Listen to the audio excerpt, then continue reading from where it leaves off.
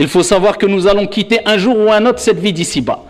Ce soir, demain, après-demain, Allahu A'lam, dans tous les cas, on est tous unanimes sur la réponse à cette question, est-ce que nous allons mourir? Oui, nous allons mourir. Kullu nafsin dha'iqatul maut. Mais ce qui nous importe, ce n'est pas de savoir où et quand on va mourir, mais dans quel état on sera lorsqu'on va mourir. Et qu'est-ce qu'on a préparé pour notre mort? C'est le plus important. Amma, où tu vas mourir, quand tu vas mourir, ici n'est pas la question la plus importante à se poser. Mais le plus important, c'est comment vas-tu mourir, dans quel état, et qu'est-ce que tu as préparé pour la mort. On va quitter cette vie d'ici-bas, cette demeure d'examen, et on va rendre notre copie. Notre copie, ce n'est autre que ce livre où tout a été inscrit par les anges al-malaïka, les nobles scribes qui ont eu l'ordre de noter tout. Petit et grand péché, petite et grande action, tout. فَمَنْ يَعْمَلْ مِثْقَالَ ذَرَّةٍ خَيْرًا يَرَهُ وَمَنْ يَعْمَلْ مِثْقَالَ ذَرَّةٍ شَرًّا يَرَهُ. Celui qui a fait le poids d'un atome tout petit, minuscule, le poids d'un atome de bien, il le verra, car ton Seigneur est juste et équitable. Et celui qui a fait le poids d'un atome de mal, il le verra, car tout est inscrit, et on te dira au jour de la résurrection, Iqra kitabak, lis ton livre. Et ton Seigneur n'oublie rien, tout sera inscrit. Eh bien, quand tu rendras ta copie, eh bien là, les choses sérieuses vont vraiment commencer. Et ça commence par as-sakarat wal-kurubat, l'agonie de la mort. Vous savez que même le prophète, alayhi salatu wassalam, alladhi ghufira lahu ma taqaddama min dhanbihi wa ma ta'akhkhar, celui dont on a pardonné ses péchés présents, passés et futurs, eh bien, a souffert lors de ces derniers instants de sa vie, non pas parce que c'était une punition, mais toute épreuve qui nous arrive à nous en tant que croyants, nous avons cette conviction-là, ce n'est que bien et purification et récompense au jour dernier. Donc tout ce qui nous arrive, khair, insha'Allah. Ce n'est que du bien, alhamdulillah. C'est pour cela que le bien-aimé, celui qui était le plus aimé parmi les êtres humains, auprès d'Allah subhanahu wa ta'ala, Dieu l'a éprouvé. Non pas parce qu'il ne l'aime pas, mais au contraire parce qu'il l'aime. Donc quand Dieu t'éprouve, c'est parce que Dieu t'aime. Et parce qu'il aime te voir patienter. Et patienter, c'est une preuve d'amour vis-à-vis de ton Seigneur tabaraka wa ta'ala. Et quand tu prouves ton amour à Allah, eh bien Allah azza wa jal te donne ce cadeau qui est le meilleur et le plus beau des cadeaux. Son amour subhanahu wa ta'ala. Allah t'aimera insha'Allah tabaraka wa ta'ala. Le prophète alayhi salatu wassalam trempait sa main dans de l'eau, essuyait son visage et disait La ilaha illallah, inna lil mawti la sakarat. Il n'y a de divinité digne d'être adorée qu'Allah subhanahu wa ta'ala. Certes, la mort a son agonie et il a souffert. Pour l'élever en degré dans les plus hautes sphères au paradis alayhi salatu wassalam. Donc, quelque part, souffrir, être malade avant la mort, c'est un bon signe. Ce n'est pas un mauvais signe qui laisserait croire que Dieu te châtie. Non, Dieu te purifie et veut te purifier tout au long de ta vie à travers les épreuves, à travers les problèmes, à travers les soucis. Et plus tu patientes, et plus tu restes ferme, et plus tu réussis ces examens, ces différents examens qui feront que Dieu te purifiera et ne cessera de te purifier jusqu'à ce que tu rencontres ton Seigneur alors qu'il est satisfait de toi, subhanahu wa ta'ala. Ton âme ensuite, elle sortira de ton corps, comme vous le savez dans le long hadith que j'abrège. L'ange de la mort viendra avec la bonne ou la mauvaise annonce. Si tu faisais partie des gens du bien, eh bien il t'annoncera la bonne annonce en te disant viens, sors, viens rejoindre le pardon, la miséricorde de ton Seigneur tabaraka wa ta'ala. Il t'annoncera de belles paroles et à peine qu'il saisira ton âme, et voilà que les anges qui sont un grand nombre d'anges, eh bien seront autour de toi et saisiront cette âme-là et viendront avec des linceuls du paradis et avec des parfums du paradis, des linceuls paradisiaques et des parfums paradisiaques, et ils te feront monter jusqu'au ciel le plus bas, et les anges diront quelle est cette bonne odeur, et on te citera par tes plus beaux noms, et on dira c'est un tel, fils d'un tel, et ensuite on t'ouvrira le ciel le premier ciel, le ciel le plus bas, et ensuite tu monteras le deuxième, 3, 4, 5, 6, 7e ciel, et tu redescendras pour retrouver ta demeure, bi'idhnillah azza wa jal, qui sera félicité, bonheur et réussite, insha'Allah tabaraka wa ta'ala. Contrairement au mauvais, à celui qui s'est laissé emporter par les passions et les plaisirs, qui n'avaient pas de cadre, grand péché, injustice, meurtre, répandu le mal, désobéissance envers les parents, tout ce que Dieu détestait, et il persistait. et il se l'a coulé douce, et il était dans l'insouciance, et il a oublié que cet examen que nous sommes en train de passer a un temps bien délimité, et que lorsque cet examen est terminé, il n'y a plus de repentir possible, c'est trop tard. Eh bien, le prophète alayhi salatu wassalam dit, quant à la deuxième catégorie de personnes, l'ange de la mort viendra et lui annoncera la mauvaise nouvelle. Viens rejoindre la malédiction, la colère de ton Seigneur tabaraka wa ta'ala. Et voilà que les anges qui sont autour le saisiront avec un visage noir et terrifiant, avec des vêtements durs, rudes, nauséabonds qui sentent mauvais, et le mettront dedans et monteront avec eux le ciel le plus bas. Et quand on sentira la mauvaise odeur, les anges sentiront la mauvaise odeur, diront quelle est cette odeur répugnante, et ils le citeront par les plus beaux, les plus mauvais des noms à travers lesquels on le citait dans la vie d'ici-bas. Ils diront c'est un tel, fils d'un tel, et ils refuseront de lui ouvrir les portes du premier ciel, et ensuite il sera lancé dans sa tombe. Et là il rejoindra sa demeure. Ce n'est pas sa villa climatisée, ce n'est pas son appartement, ce n'est pas sa maison, ce qui n'est pas illicite en soi, bien sûr, ici-bas. Mais ce n'est pas ça. Ce n'est pas une maison bien tapissée, bien décorée, plein de meubles, écran plat. Non, c'est la même demeure qu'on aura toutes et tous ici au début, on va dire. C'est-à-dire Al-Qabr, 4 blocs de terre. Et tu repartiras comme tu es né, nu. Et ton vêtement ne sera ni un jogging, ni un costume, ni je ne sais quoi. Non, Dieu te rappelle ces signes. Il te rappelle à travers le fait que tu repartiras avec un linceul, même si tu étais milliardaire, la parole qui est Inna lillahi wa inna ilayhi raji'un. Nous appartenons à Allah, bon gré, mal gré. Fatigue-toi, te fatigue pas. Tu le veux pas. On retournera tous vers notre Seigneur tabaraka wa ta'ala. Et là, quand tu seras dans ta demeure, tu seras seul ou pas? Non, tu ne seras pas seul. Il y a 3 choses qui t'accompagneront jusque ta tombe. Le prophète alayhi salatu wassalam a dit, tes biens, ton argent, tu as couru après l'argent, ici quelquefois de manière aveugle, je ne dis pas de manière licite, non, de manière aveugle, quitte à dépasser toutes les limites, à transgresser, à acquérir ses biens de manière illicite, tu as couru. Allah Jalla wa ala dit dans le Coran, Alhaakumut takathur, hatta zurtumul maqabir. La course aux richesses vous a tous distraits jusqu'à ce que vous visitiez les tombes. Ah, il n'a pas dit jusqu'à ce que vous viviez dans les tombes, vous visitiez, car c'est que un passage la tombe. Eh bien, tu rejoindras cette demeure et tu seras un temps limité dans cette demeure. Et cette demeure sera soit un jardin parmi les jardins du paradis, soit un trou profond parmi les trous profonds de l'enfer. Le prophète dit, il y a 3 choses qui te suivront, tes biens, ta famille et tes bonnes actions. Ou mauvaises actions, tes actions. Il dit, 2 retourneront, tes biens, même la porte de chez toi, tu ne la prendras pas avec toi. Même la clé de chez toi, tu ne pourras pas la prendre avec toi. J'ai acheté une maison quelquefois de manière illicite, en passant par riba et tout, en étant très fier. On peut être fier si on l'a fait de manière licite, et que cette vie d'ici-bas, ce matériel, même si tu as une villa avec piscine, si tu as ce que tu peux avoir, ce que tu veux, personne ne peut rendre illicite ce que Dieu a rendu licite, mais à partir du moment où ça ne te détourne pas du rappel de ton Seigneur, ça ne te pousse pas à l'orgueil, ça ne te pousse pas au péché, à partir de ce moment-là, il n'y a aucun problème.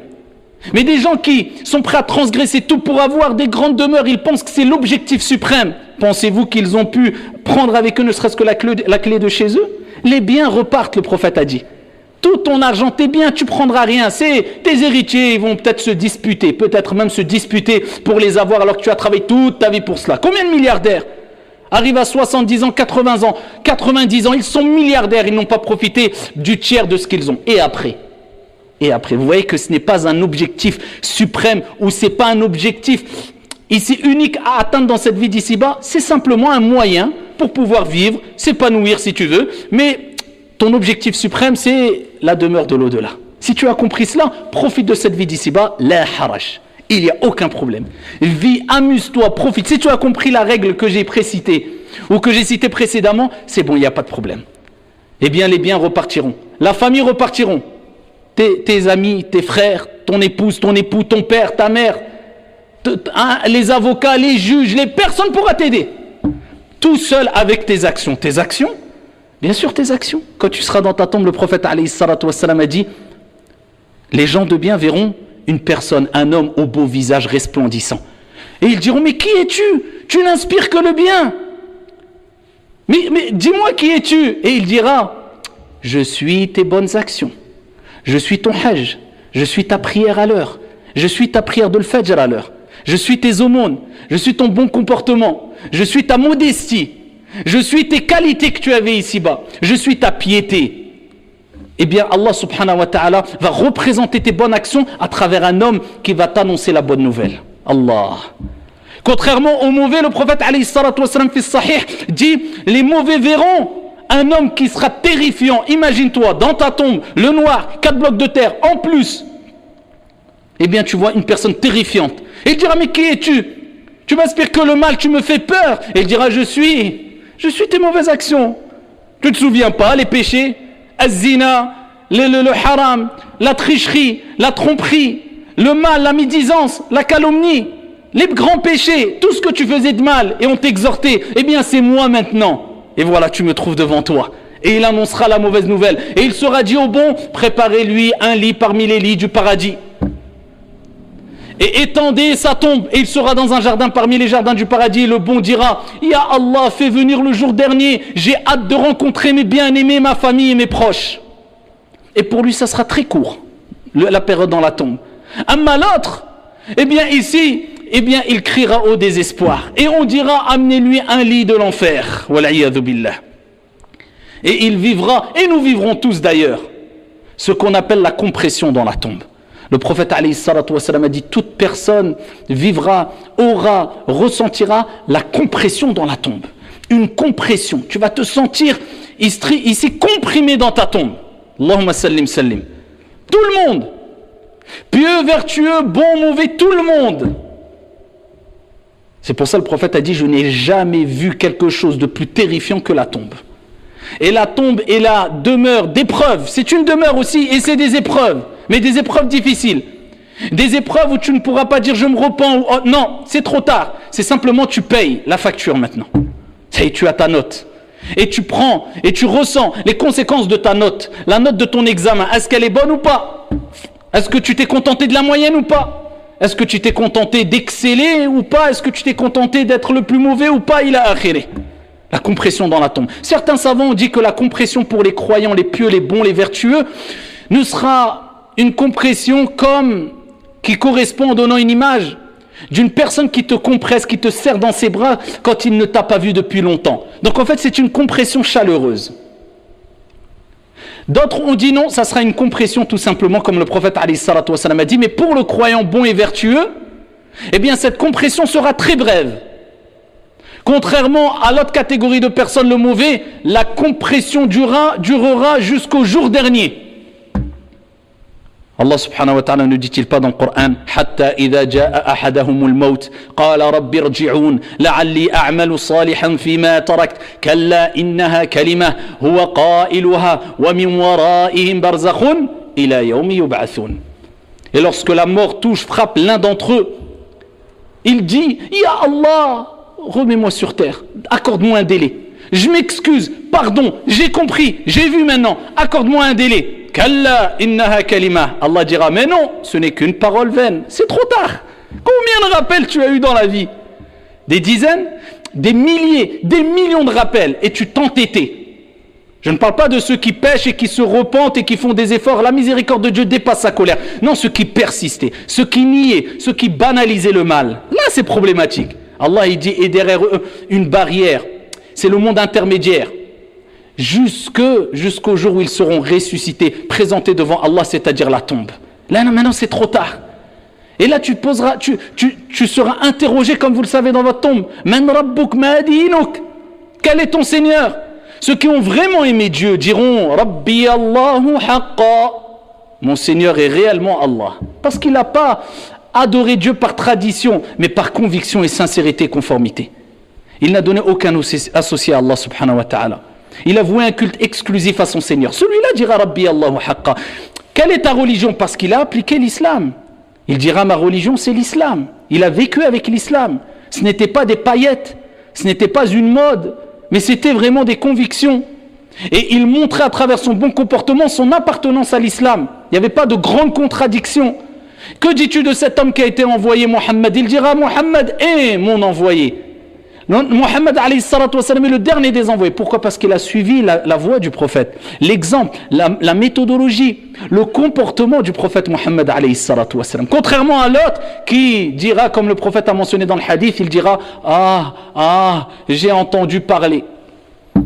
Vous me direz maintenant, comment être préservé alors du châtiment de la tombe? Eh bien, je vous citerai plusieurs hadiths si on avait le temps, mais permettez-moi de vous citer juste 2 hadiths. Le premier hadith rapporté par Al-Hakim, bisanadin Hassan. Le prophète sallallahu alayhi wa sallam a dit, lorsqu'on placera la personne dans sa tombe, écoutez bien, qu'est-ce qui va venir à lui? Eh bien, sa prière va venir à côté de sa tête. Allah. Vous avez vu comment, ici, Dieu va faire donner l'apparence, comment Dieu va représenter quelque part vos bonnes et mauvaises actions. Nos bonnes et mauvaises actions, ce sera un bouclier pour nous. Vous voyez, quand on dit c'est dur pour se lever à Salat al-Subh, non, mais je sais que la récompense est grande. C'est un réconfort ici-bas, un apaisement, un soutien de Dieu. Le bonheur ici-bas, mais en plus de ça, c'est un bouclier et une protection dans l'au-delà. Le prophète, il dit la prière, elle viendra. Tu es dans ta tombe, salah, elle vient. Toutes tes prières, Subh, al-Dhuhr, al-Asr, al-Maghrib, al-Isha, al-Nawafil, Salat al-Tarawih, toutes tes prières vont venir comme une armée. Et il se pose à côté de ta tête. Il dit as-siyam, Allah. Il dit le jeûne, an yamini, sur sa droite. Le jeûne, il va se mettre à ta droite. Regardez la couverture. Il reste à la gauche. Il dit le jeûne viendra à la droite. À sa gauche viendra as-sadaqat, les aumônes. Ta zakat obligatoire et les aumônes surérogatoires, l'argent que tu as donné. At'imu at-ta'am, tadkhulul jannata bisalam. Nourrissez les pauvres, vous rentrerez au paradis en paix, comme le prophète alayhi salatu wassalam a dit. Tu avais de l'argent, dès qu'il fallait aider les pauvres, je donne. Al-mal malullah, je ne compte pas, parce que je sais que l'argent appartient à notre Seigneur. Et le prophète a juré qu'il n'y a aucune aumône qui a diminué quoi que ce soit en la richesse de qui que ce soit. Tu donnes, Allah te donne. Et il te multiplie. Eh bien, tu donnais. Tu étais quelqu'un qui avait la main facile. Tu donnais discrètement, sincèrement. Et pour préparer ton au-delà, pour faire du bien aux gens, aux démunis, aux pauvres et autres, eh bien, l'aumône viendra à gauche, elle te protégera. Il reste tes pieds en bas. Le prophète alayhi salatu wassalam a dit, ces actes de piété, de bienfaisance viendront au niveau de ses pieds. Et à chaque fois qu'un mal voudra l'approcher dans sa tombe, eh bien, une de ces armées, si on veut quelque part, eh bien, viendra et dira, pousse-toi, tu ne peux pas passer, pas de passage pour toi. Et tu seras préservé par ta piété. Et c'est quoi la piété? Le fait de délaisser les grands péchés et d'adorer Allah subhanahu wa ta'ala. Dans le juste milieu, sans exagération, sans excès bien sûr. Eh bien, cela va te protéger. Un deuxième hadith très connu, et plusieurs hadiths vont dans ce sens-là, le prophète alayhi salatu wassalam a dit, celui qui lit tous les soirs Suratul Mulk, c'est-à-dire Tabarakalladhi, c'est la sourate la royauté, eh bien, il sera préservé du châtiment de la tombe. C'est pour cela que c'est une sunna et c'est demandé de réciter, de lire tous les soirs Surat al-Mulk, 2-3 pages. C'est rapide. Si tu peux les lire tous les soirs et essayer de la méditer, de la comprendre et d'appliquer ce qu'il y a dans cette sourate. Et tous les jours tu lis Surat al-Mulk, ça sera une cause de ta préservation, insha'Allah wa tabaraka wa ta'ala, dans ta tombe contre n'importe quel mal qui peut te toucher. Donc nous comprenons bien, ayyuhal ikhwatul kiram, que ce qui nous attend, ce n'est même pas dans l'au-delà. Je ne suis même pas arrivé au jour du jugement. Je n'ai même pas parlé de Israfil qui va souffler à 2 ou 3 reprises dans la corne, et ce moment où les gens vont ressusciter et le soleil sera à côté des têtes, et que la sueur va représenter nos mauvaises actions. Certains vont être noyés dans leur sueur. Je ne parle pas de ce qui va durer 50 000 ans. Je parle juste de ce qui va nous arriver dans quelques semaines, quelques mois, quelques années dans notre tombe. Et ça, c'est juste un petit résumé pour vous dire, ayyuhal akhiyar, que cette vie d'ici-bas, c'est une vie où on se prépare pour le delà. Et quand tu profites de cette vie d'ici-bas, aucun mal. Mais il ne faut pas que ces bienfaits, ces délices de cette vie d'ici-bas rentrent dans ton cœur à tel point que tu te détournes d'Allah subhanahu wa ta'ala ou que tu es noyé par les biens d'ici-bas. Plus de prière à l'heure, tu tombes facilement dans les grands péchés, tu fais du mal aux gens. Pourquoi? Ton seul objectif, c'est cette vie d'ici-bas. Tu es assoiffé, tu es affamé et tu ne seras jamais rassasié. Amma, si tu as compris ce juste milieu-là, et tu as compris l'objectif suprême, quel est-il? Eh bien, alhamdulillah, tu peux profiter de cette vie d'ici-bas sereinement, bi'idhnillah azza wa jal. En tout cas, nous implorons notre Seigneur, tabaraka wa ta'ala, de nous accorder à toutes et à tous une vie heureuse et une vie de piété, et qu'Allah subhanahu wa ta'ala nous accorde une bonne fin et une fin heureuse, et qu'Allah jalla wa ala fasse de nos demeures une demeure ou un jardin parmi les jardins du paradis, et non un trou profond parmi les trous profonds du feu de l'enfer. Amin ya Rabbil Alamin. هذا وصلوا وسلموا رحمكم الله على نبي المختار كما أمركم بذلك جل وعلا حينما قال إن الله وملائكته يصلون على النبي يا أيها الذين آمنوا صلوا عليه وسلموا تسليما.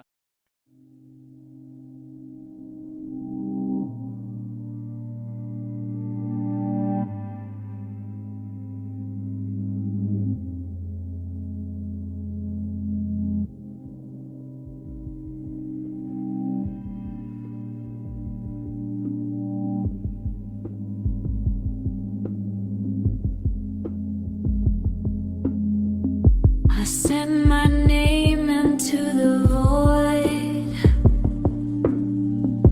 It came back shaped like fractured noise. My hands dissolve, my pulse is slow. Time hums in loops I used to know.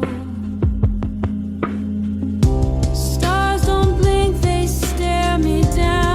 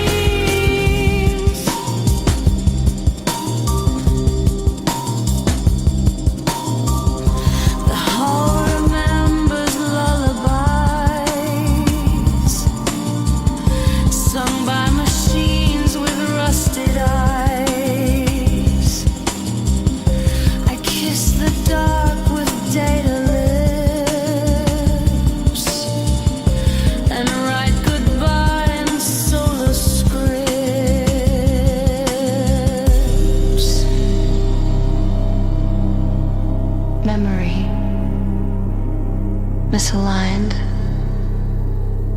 Orbit failed. Transmission ends. I remain.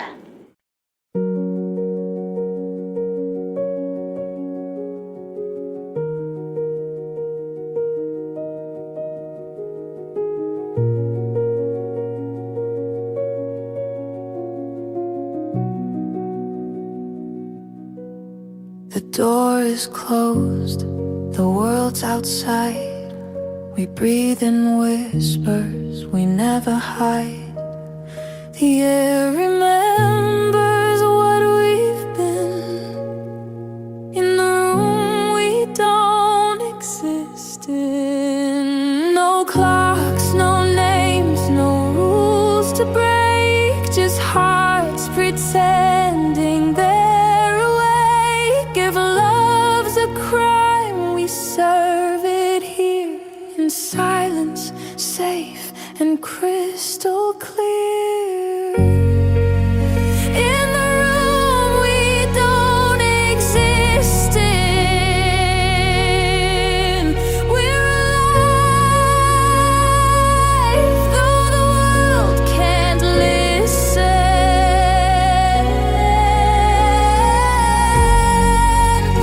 Every touch rewrites what's real.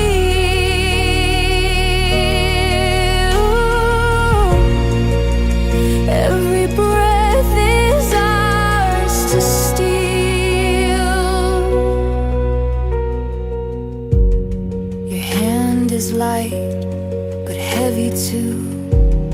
The truth dissolves when I'm with you. The walls have seen but never speak. Our love's a storm that feels so meek. We fade before the morning's thin. The world forgets where we have been. But when I close my eyes, I'm still within the room we don't exist in. In the room we don't exist in. We're alive, though the world can't listen.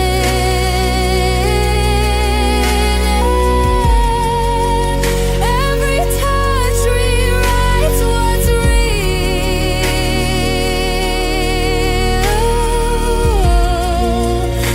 Every breath is ours to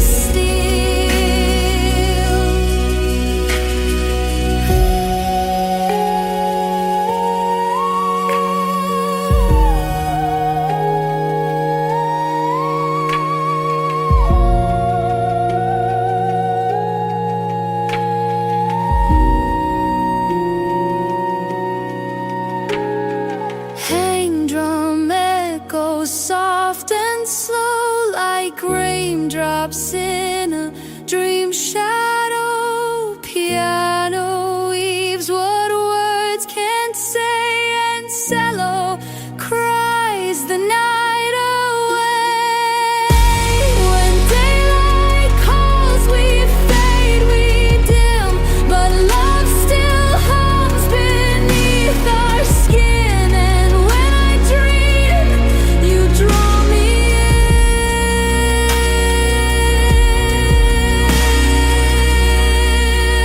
into the room we don't exist in.